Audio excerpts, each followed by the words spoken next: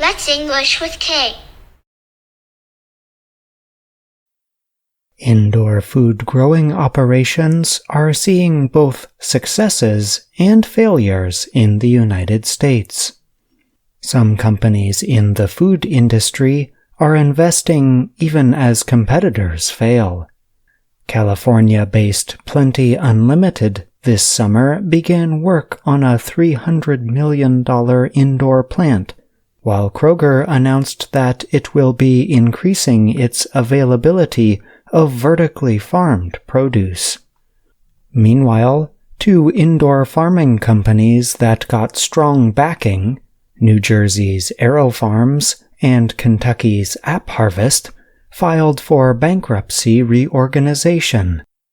And a 5-year-old company in Detroit, Planted Detroit, shut its doors this summer. The industry changes do not worry Jacob Portillo, a grower with Eden Green Technology, an indoor farming company. The fact that other people are failing and other people are succeeding, that's going to happen in any industry you go to. But specifically for us, I think that the sustainable competitors are going to start winning, he said.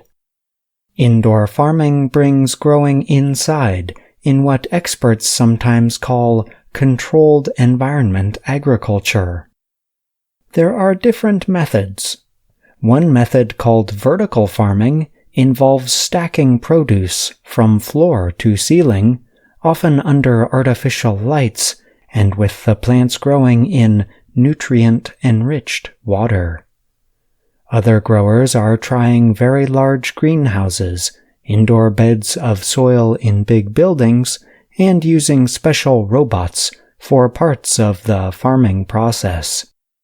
Supporters say growing indoors uses less water and land and permits food to be grown closer to consumers, saving on transport. Indoor growing is also a way to protect crops from increasingly extreme weather caused by climate change. The companies often say their products are free of pesticides, although the foods are usually not marketed as organic.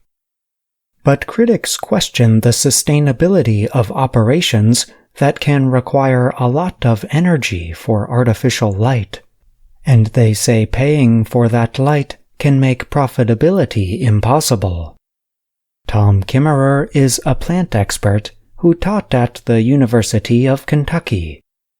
Kimmerer has followed indoor farming alongside his research into the growth of plants both outdoors and inside. He said his first thought on vertical farm companies, especially those that used a lot of artificial light, was, boy, this is a dumb idea, mainly due to high energy costs. The industry has admitted those high costs. Some companies are seeking to push costs down by using solar power. But even the companies that use a lot of artificial light that does not come from renewables say they can be profitable by eventually producing a high volume of produce year-round. But Kimmerer thinks there are better ways to provide food locally and extend the growing season outdoors. He pointed to Elmwood Stock Farm outside Lexington, Kentucky.